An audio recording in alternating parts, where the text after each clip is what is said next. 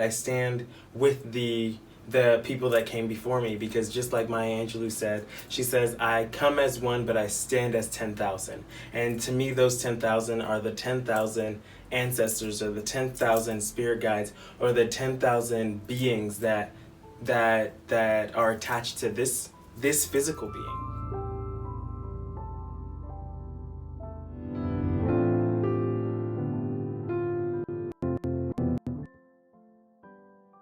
Salut! My name is Rashidi, and welcome to House of Azarh, a place where all are seen and all are welcomed, a place where we speak about spirituality and life and how those two things meet. And today we will speak about Ori, or crown, or light, and how you can protect it. So the idea came from just the phrase protect your Ori. Protect your Ori comes from African spirituality, but in Hebrew culture, or in Hebrew, Ori means light. And in some parts of African spirituality, your Ori is your crown, or your crown chakra, or your head, or Orisha. And this is something that you should hold sacred to yourself. But I don't believe that Ori is always has to, the protection of your Ori doesn't always have to manifest itself into a physical head covering. It could just be smudging. It could just be a prayer. It could just be a mantra. It could be how do you say? It could be it's not coming to me, but it could be anything. And just because I choose to cover my head sometimes doesn't mean that I am more or less of anything. I am not higher than anybody or anything. This is just a choice that I make for myself. And just like I said in my previous video, I think that when we connect to our inner child, we can elevate ourselves in spirituality. And that is just because I believe that your young child self, your 5 to 8, 5 to 9 self, was your purest self. You're the self that wasn't tainted by society or societal pressure or your classmates or anything like that. So your ancestors' communication with you, if that's what you want to call it, was the clearest between birth and around 9. And for me, as a little boy, I loved running around with something on my head, whether it was a hat or a scarf or literally anything that I could find, I would put on my head. And I will never forget, I had this paper mache hat that I made in kindergarten, I think. And that was like my thing. Like, I walked around everywhere with it. It was red and orange and blue, I think, and it didn't match almost anything that I had, but it was the coolest thing that I had. And as I've grown and I've reevaluated the things that I once enjoyed, I revisited the idea of covering my head. Is it something that I do all the time? No, but I do really love to do it. I love how much it makes me stand out. I love how connected I feel to my culture. My family is Jamaican. I am the first generation American born person in my family, or one of them.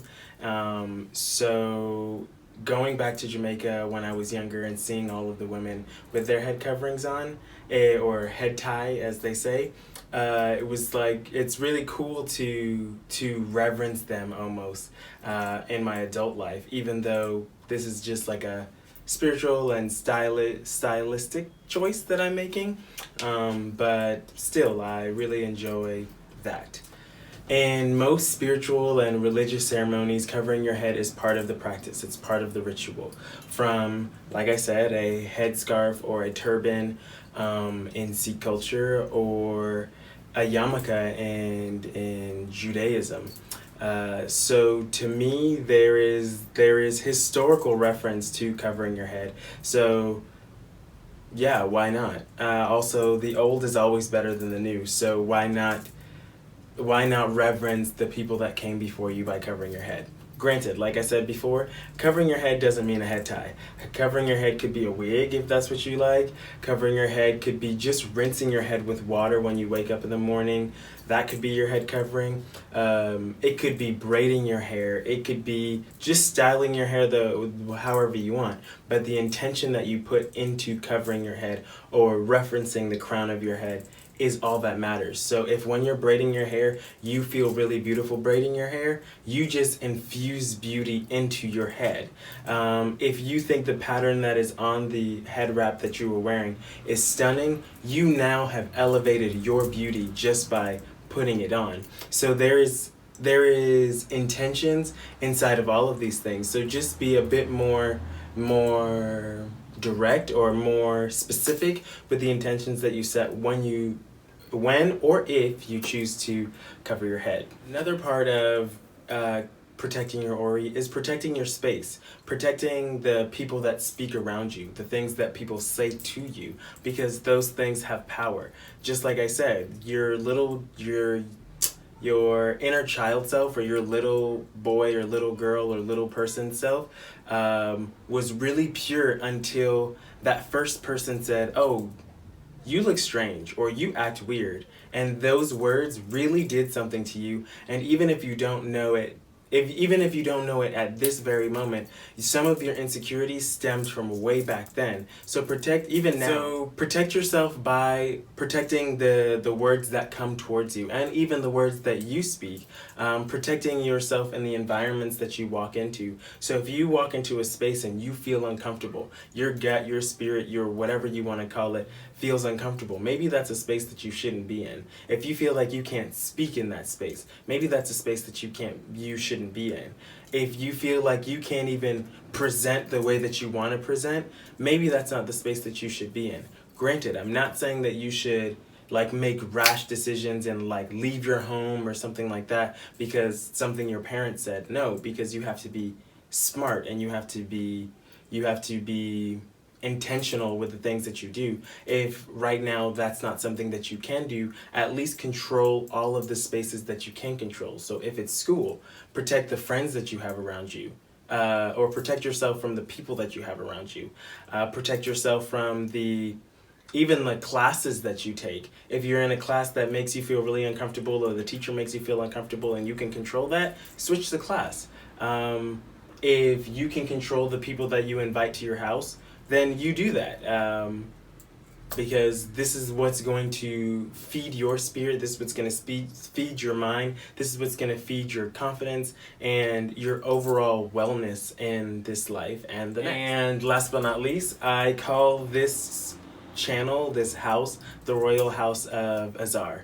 And I do believe that we are all royalty and we have many crowns, but that's for another video. But head coverings can also represent that for you. Sorry.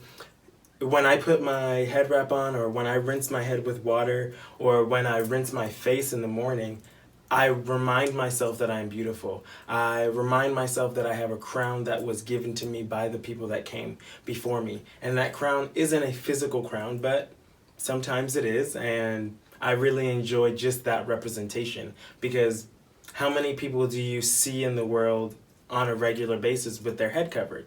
Not many. So when I walk into a room with my head covered, I feel like, oh, I'm the king in this moment. That doesn't mean that I am better than anybody. It's just I stand out in a different way, and I stand with the people that came before me, because just like Maya Angelou said, she says, I come as one, but I stand as 10,000. And to me, those 10,000 are the 10,000 ancestors, or the 10,000 spirit guides, or the 10,000 beings that are attached to this physical being, or this spiritual being. So yeah, protect your Ori in whatever ways that you can. And until we meet again, stay beautiful. And if you like this video, please like it. If you want to join the Royal House of Azarh, leave a crown emoji in the comments, and we will see each other soon. Bisous!